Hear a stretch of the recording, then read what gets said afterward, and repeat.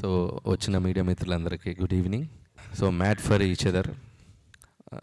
నేను స్క్రిప్ట్ రాసుకోవాలి, కొద్దిగా బిజీగా ఉన్నాను, వర్క్ చేసుకోవాలంటే మా రఘున్న వచ్చి ఒక అద్భుతమైన షో ఒకటి ఉంది అని చెప్పి ఒక కాన్సెప్ట్ చెప్పి, ఇది మీరు జడ్జ్గా రావాలి, ఎందుకంటే ఈ ఫ్యామిలీ బ్యాక్గ్రౌండ్లో బాగా మంచి సినిమాలు తీశారు కాబట్టి ఈ షోలో మీరు ఉంటే బాగుంటుందని చెప్పి నన్ను ఆల్మోస్ట్ ఒక ఎమోషనల్ బ్లాక్మెయిల్ చేశారు.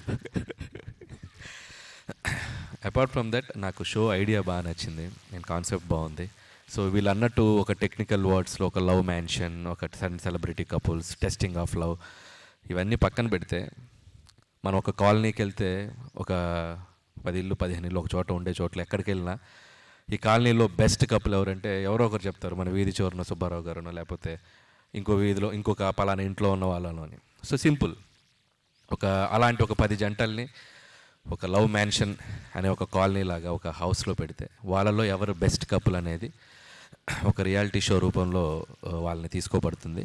అండ్ వాళ్ళు క్లియర్గా అందరికీ చెప్పాం. అండ్ ఏ కపుల్లో కూడా ప్రేమ ఎంత ఉందో కొలచడం అనేది ఎవరి వల్ల కాదు. సో ఉన్న ప్రేమని కంపేర్ చేయడం కూడా కాదు, ఉన్న అన్ని కపుల్స్లో ఎవరు కాంపిటీషన్లో ముందుకెళ్తారనేదే షో.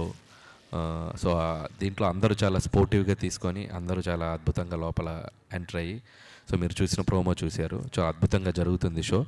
సో దీంట్లో ఒక జడ్జిగా వచ్చి సో ఆ కపుల్స్ మధ్య ఉన్న బాండింగ్స్ని, ఎమోషన్స్ని చూస్తే నేను ఫస్ట్ నేను చాలా ప్రాక్టికల్గా జ్యూవెల్గా ఉండే పర్సన్ని. సో ఈ ఎమోషన్స్ డ్రామా అన్నప్పుడు కొద్దిగా నేనే ఏంటిది కొద్దిగా ఓవర్గా ఉంటుందని ఫీల్ అవుతాను. బట్ వన్స్ ఒక లైఫ్ ఎక్స్పీరియన్స్ ఎవరు చెప్తున్నా కూడా తెలియకుండా మనం వాళ్ళకి కనెక్ట్ అయిపోతాం.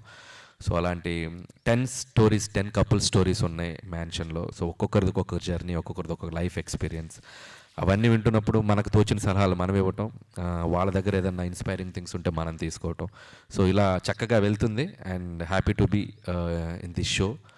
అండ్ శ్రీముఖి హోస్ట్ చేస్తుంది చక్కగా. అండ్ మేమంటే వీకెండ్ వచ్చి జడ్జ్ చేసి వెళ్తాం. పాపం శ్రీముఖి ఎవ్రీడే పార్టిసిపెంట్స్తో ఉంటూ సో వాళ్ళతోనే ట్రావెల్ అవుతూ ఉంటుంది, లోపల జరిగే ఛాలెంజెస్ కానీ ఏమన్నా కానీ. చాలా కొత్తగా ఉంది షో ఐడియా కూడా. ఇలాంటి షోలో ఇక్కడ ఉండటం చాలా సంతోషంగా ఉంది. అలాగే నాతో పాటు ఈ జడ్జిలుగా ఉన్నటువంటి డ్రీమ్ గర్ల్ రాధా గారు. సో ఆవిడ ఎనర్జీ, ఆవిడ లైఫ్ ఎక్స్పీరియన్స్, నిజంగా చాలా చాలా విషయాలు ఆవిడ పక్క నుండి కొన్ని చెప్తుంటే తన లైఫ్ ఎక్స్పీరియన్సెస్ కానీ, ఆ కపుల్స్కి తను చెప్పేటప్పుడు కానీ ఆవిడ ఎక్స్పీరియన్స్లు ఏవైతే ఉన్నాయో, ఆ జీవితంలో ఎలాంటి మూమెంట్స్లో ఎలా ఉండాలని చెప్పే కొన్ని విషయాలు కానీ చాలా అద్భుతంగా అనిపిస్తుంది నాకు ఆవిడతో ఈ జర్నీ కూడా. అండ్ నేను ఇంతప్పుడు ఆవిడ సినిమాలో పాటలకి చిరంజీవి గారు ఆవిడ చేసిన పాటలకి డ్యాన్స్లు వేసేవాడిని. సో ఇప్పుడు ఆవిడ పక్కన కూర్చొని ఒక షోలో హోస్ట్ చేయడం, జడ్జిగా ఉండటం చాలా చాలా డ్రీమ్ కమ్ ట్రూ లాగా ఉంది. థ్యాంక్ యూ రాధా గారు and being with you. And అలాగే ఇంకొక జడ్జ్ మా లయ గారు, ఆవిడ కూడా చాలా చాలా స్పోర్టివ్గా ఈ షోలో పాల్గొంటున్నారు. అండ్ ఆవిడ చెప్పే విధానం, జడ్జిమెంట్స్ కానీ, ఆవిడ లైఫ్ ఎక్స్పీరియన్స్లు కానీ, సో ఒక్కొక్కరికి ఒక్కొక్క లైఫ్ జర్నీ ఉంటుంది. So no one is perfect in the world. So but అందుట్లో బెస్ట్ ఎవరు ఉంటాం, బెస్ట్ ఎలా డీల్ చేస్తాం అనే ఒక ఎక్స్పీరియన్సెస్ని షేర్ చేసుకుంటూ వెళ్తున్నాం. అండ్ థ్యాంక్స్ లయ గారు, మీతో కూడా ఈ షోలో ఉండటం చాలా హ్యాపీగా ఉంది. అండ్ ప్రస్తుతానికి ఇంతే. Thank you.